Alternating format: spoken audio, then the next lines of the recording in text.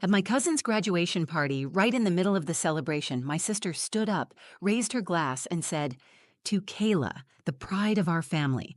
Unlike some girls who drop out and chase dreams that don't pay bills, Kayla actually finished what she started." The crowd laughed, not loud, but loud enough. It wasn't just a joke, it was aimed at someone. My daughter, Zuri, was sitting beside me in a soft blue dress she had ironed 3 times before we left the house. Her hands were folded neatly in her lap, her eyes downcast. She didn't say a word. I watched her blink twice, hard, like she was willing the tears not to come. I looked across the yard. Balloons everywhere, gold banners that read, "You did it, Kayla." Fancy catered food, little champagne bottles with personalized tags. Doreen, the perfect older sister, the show-off, the nurse practitioner with the designer purse, was glowing like she was the one graduating. And then there was me, the divorced high school English teacher who parked a few blocks away because my car squealed too loudly when I hit the brakes. The mother of the girl who dropped out of MIT, but I wasn't ashamed of Zuri. I never have been. They didn't know what she'd been through. They didn't see her stay up for 36 hours straight, working on machine learning models that half her professors couldn't understand. They didn't hear the panic in her voice when she told me she needed to leave MIT not because she couldn't keep up, but because something didn't feel right. Because she wanted to build something real, not just chase degrees. But none of that mattered today. What mattered was the way they laughed, the way they acted like her story was already over.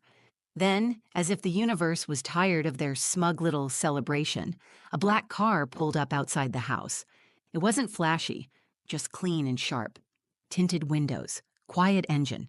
No one noticed at first, until the back door opened and a man in a dark gray suit stepped out. He didn't glance around or hesitate. He walked straight through the open gate, past the pergola, through the balloon arch, and right up to our table. Conversations fell quiet like someone had flipped a switch. He looked at Zuri. "Doctor." "Zuri Thompson?" Zuri lifted her head. Her expression didn't change. She stood slowly and nodded. "Yes," she said. The man gave a small, respectful nod and spoke again. "We're here on behalf of the Harvard AI Research Initiative. Congratulations, you're officially the youngest hire in the program's history. If you're ready, we'll escort you to the press conference." I don't remember breathing. I watched my sister's lips part, her glass tilting slightly in her hand. Someone let out a sharp gasp and Kayla froze mid-bite, fork still raised. Zuri tucked her curls behind one ear and looked at me. She didn't smile, but I saw it in her eyes. That unspoken message. "I told you I'd make it." Then she turned, gave the man a nod, and walked beside him toward the car. No explanations, no revenge speech, just quiet power. They laughed at her. They pitied her. They assumed they knew the end of her story, but they were wrong. They didn't even know what chapter she was on. The invitation came in a gold envelope with rose gold lettering. "You are cordially invited to celebrate Kayla Briggs' graduation from the University of Georgia." There was no warmth in it, just formality, as if it had been printed for show more than sincerity. I stared at it for a full day before RSPing. I knew what this party would be. A display, a parade of accomplishments, a perfectly curated moment for Doreen to show the world how flawlessly she'd done everything. Husband, career, daughter, house with a wraparound porch. Doreen had always been like that. Even when we were little, she was the one who made honor roll while I was cleaning up after Mom's shifts. She wore polished shoes and rolled her eyes when I forgot to brush Zuri's hair on the way to Sunday school. Still, I said yes. Zuri deserved to go. Not because she owed anyone an explanation, but because hiding would only confirm their suspicions. That something had gone wrong, that she had failed. When the day came, we got ready in silence. Zuri put on the dress I had bought her months ago during one of our rare mall trips. She ran a brush through her tight curls, parted them just off-center, and skipped the makeup. She looked young and soft and stronger than she gave herself credit for. I wore a navy blouse I hadn't touched since I interviewed for department head. I didn't get the job, but I kept the blouse. It reminded me that I was still trying. On the drive there, I watched her through the rearview mirror. Her eyes were focused out the window, locked on a world she didn't feel part of anymore. I wanted to say something comforting, something motherly and profound, but every phrase that came to mind felt too small, too late. So I just said, "You okay?" She nodded once. Fine. It wasn't fine, but I let it be. Doreen's house looked like something out of a magazine. White brick, flower beds so precise they didn't seem real, a custom banner stretching across the porch, cars lined both sides of the street. I parked around the corner so no one would hear my brakes squeal. Zuri got out without hesitation, her back straight, her face unreadable. Inside the backyard, it was everything I expected. String lights hung above white linen tables. There was a chocolate fountain and a champagne bar with flutes already half filled. Kayla stood near the center, surrounded by friends in sundresses and button-downs, laughing like nothing had ever been difficult in her life. Doreen spotted us and waved, but there was something tight in her smile. I walked toward her with Zuri beside me, holding my breath against whatever was coming. "You made it," Doreen said. "I wasn't sure you'd come." "We said we would," I replied, keeping my voice even. Her eyes shifted to Zuri. "And you look rested." "That's good. Sometimes rest is all someone needs when they're figuring things out." Zuri gave a polite smile but said nothing. I introduced Zuri to a few distant cousins she hadn't seen since she was a teenager. The conversations were light but layered with subtle tension. People said things like, "So what's next?" and "Still taking a break, huh?" as if she were stuck instead of evolving. There was music playing, something soft and jazzy, but it couldn't drown out the small, loaded remarks. I noticed how people looked at Kayla with admiration and at Zuri with quiet concern, like she was a cautionary tale whispered about at dinner tables. Every few minutes, I caught myself scanning the crowd, looking for escape routes or friendly faces. There weren't many, just people who used to know us who thought they still did. Zuri excused herself to get a soda and stayed near the food table, watching the speeches begin. I stayed back, arms crossed, pretending to listen as Doreen's husband toasted Kayla's brilliance and dedication. When Doreen stood to speak, I saw her look in our direction, not directly at Zuri, but near enough to draw attention. "Some kids just know what they want," she said, lifting her glass. "They don't flinch. They stay the course. They finish what they start." It wasn't subtle. It was a warning shot, a performance disguised as a compliment. Zuri didn't react. She just took a sip from her cup and looked out over the crowd. I saw the flicker in her expression. It wasn't anger. It wasn't hurt. It was something quieter, something that settled deep. That was the moment I realized we weren't just attending a graduation party. We were walking through a battlefield. Doreen always knew how to aim a knife without raising her voice. Her words sliced clean and fast, hidden behind polite tones and fake concern. She never needed to yell to humiliate someone, especially not me, and definitely not Zuri. The party carried on after the toasts. People milled about, refilling plates with shrimp skewers and slices of lemon cake. The DJ played soft R&B from a corner under a white canopy. I stayed close to Zuri, not hovering, but near enough that she wouldn't feel completely alone. She sat quietly at a table near the edge of the yard, shaded by a big magnolia tree. Her hands rested in her lap, her eyes scanning the grass, detached from the celebration swirling around her. Every now and then, someone would stop by and ask a question they didn't really want the answer to. "So, Zuri, what are you doing now?" "Oh, taking a little break." "That's good, you've got time. Kayla already has her internship lined up, but everyone's on their own journey, right?" She answered with simple nods or half smiles. She didn't lie. She didn't explain. She just took it piece by piece, the way only someone who's already been broken once learns to endure. Then it happened. Doreen came to the center of the yard holding a glass of champagne and cleared her throat. Everyone quieted quickly. She loved a stage, and now she had one. "I just want to thank everyone for coming to celebrate Kayla," she said, smiling broadly. "You all know how hard she's worked. Full honors, scholarships, internships, and now an offer from one of the top financial firms in New York. We are just so proud." People clapped. Cameras flashed. Kayla beamed beside her mother, perfectly framed by the sun and the glittering banner behind her. Doreen wasn't finished. "I also want to say, not every journey looks like this. Some people take detours. Some, well, they wander a little longer. They try different things. Some even drop out, maybe to find themselves. And maybe, just maybe, they'll make it as a waitress." She didn't look at Zuri, but every head in the crowd slowly turned in our direction. A ripple of laughter followed. Not everyone laughed, but enough did, just loud enough to sting. I looked at Zuri. Her posture didn't change. Her hands were still folded, her back still straight. But I saw her chin tighten. Her eyes dropped to her lap. She blinked twice. That was it. She didn't cry, she didn't walk out. She sat there and absorbed every ounce of that moment. Something inside me broke. I stood halfway, caught between comfort and confrontation, unsure which would protect her more. My instincts screamed to yell, to shame Doreen the way she had just shamed my daughter. But Zuri reached under the table and gently touched my arm just once, and that stopped me. It was her way of saying, "Don't." Not because she wasn't hurt, but because she didn't want to give them anything else to talk about. So I sat down. Around us, the chatter started up again. The insult had already been buried beneath compliments and party photos. People moved on, but I didn't. I couldn't. I watched Zuri carefully. Her face stayed calm, but I knew better. I knew the toll it took to be judged by people who didn't know the whole story, who only saw the surface and thought they understood everything underneath. What none of them knew was that Zuri hadn't dropped out because she failed. She left MIT after receiving offers from multiple research labs, not because she couldn't handle the workload, but because she wanted more than a name-brand education. She was working with real data, consulting with tech companies on ethical AI development, and writing papers that professors had begun citing.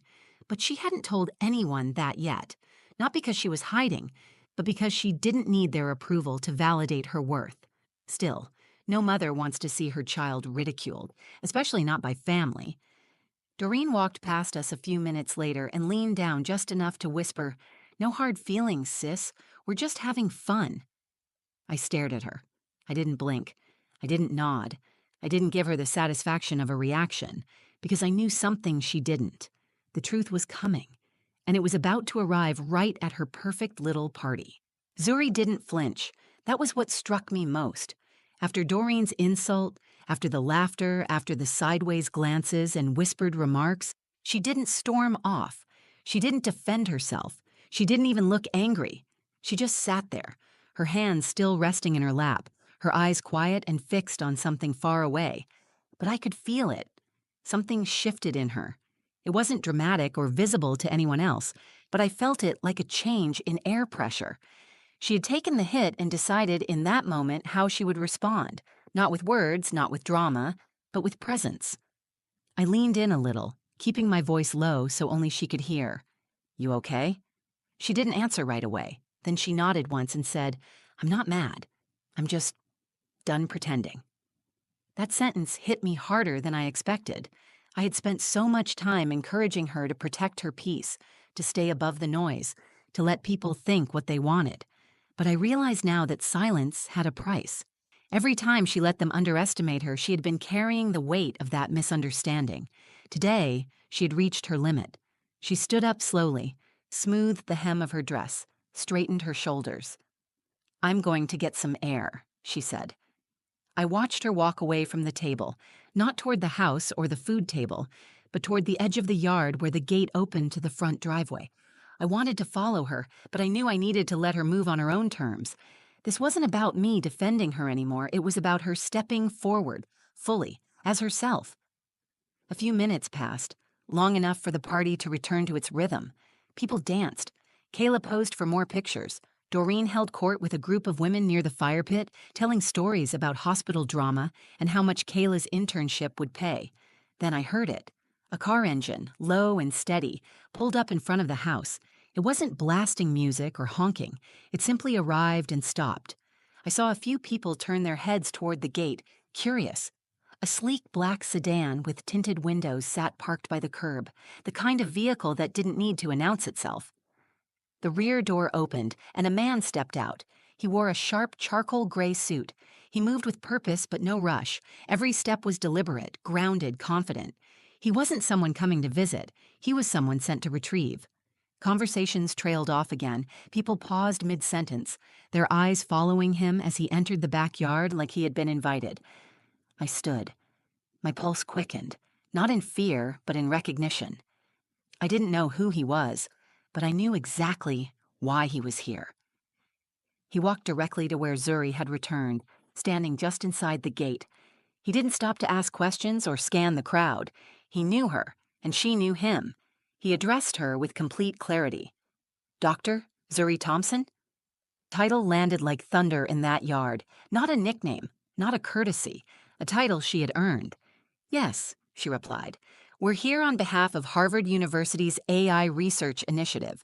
You're scheduled to speak at the announcement briefing in 2 hours. If you're ready, we'll escort you now. A hush fell over the backyard. You could hear the fountain bubbling by the gazebo. You could hear the soft wind brushing the balloons tied to the chairs. No one moved. Zuri looked over at me. Her face was calm, unreadable, but her eyes locked onto mine and held.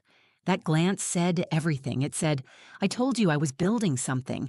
It said, I'm not hiding anymore. She turned to the man, nodded once, and said, I'm ready. She didn't apologize. She didn't explain. She didn't look back at the people who had laughed. She just walked forward with the kind of quiet strength you can't fake. And I stayed behind, heart pounding, chest full, watching my daughter walk into the world, not as someone needing permission to belong, but as someone finally claiming her place in it. Zuri didn't rush.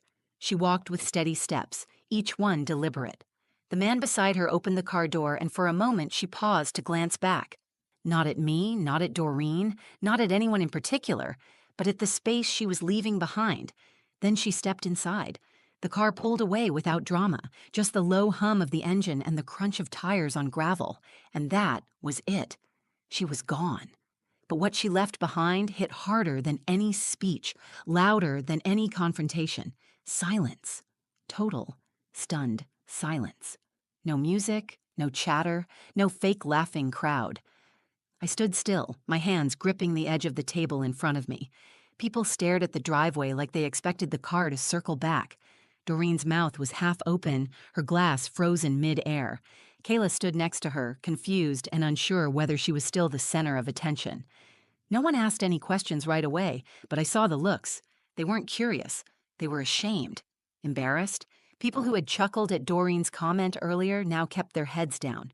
One woman, a cousin I hadn't spoken to in years, walked past and mumbled, "That was impressive," before disappearing behind the drink table. Doreen recovered first, of course. She laughed a little, forced and high-pitched, and said, "Well, I guess she didn't tell us she was going to give TED Talks now, or whatever that was." She looked at me, trying to regain control of the story. "You knew about that, didn't you? Why wouldn't you say something?" I looked her right in the eyes, because she didn't need to prove anything to you.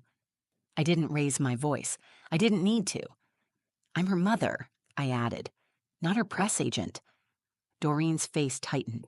That perfect mask of superiority slipped just for a moment. She opened her mouth like she might defend herself, but no words came. She turned away and pretended to fix the straps on a cooler, but the moment was already out of her hands. I sat back down and took a sip of water. Across the yard, people were starting to talk again, but the tone had changed. There was no more smugness, no backhanded compliments or cheap shots. What lingered now was the memory of that title, Dr. Zuri Thompson, spoken by a man in a suit who didn't smile or soften the words. He had delivered them like a fact because that's exactly what they were. A few minutes later, my phone buzzed, a message from Zuri. "Heading to the campus center now. Just wanted to say thank you for being there today. I didn't realize how much I needed you until I saw your face when he said my name."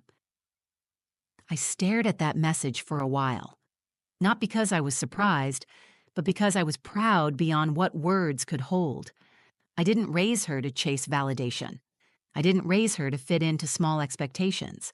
I raised her to think deeply, to move with intention, to be brave in rooms that weren't built to hold her voice.